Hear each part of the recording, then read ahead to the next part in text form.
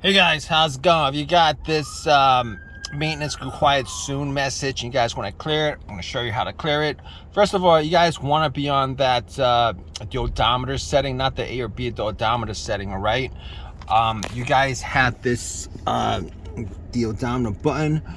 What you guys going to do is you guys are going to press the button and then turn your car off and turn your car on. I only got two hands. I can't do that, but we're gonna do that. I'm gonna come back. I'm gonna come back. Yeah, guys, so I came back. As you guys could see, I cycled it on and off, and that's done. And that's all you guys gotta do. And I'm gonna turn it off. I'm gonna turn it on back on.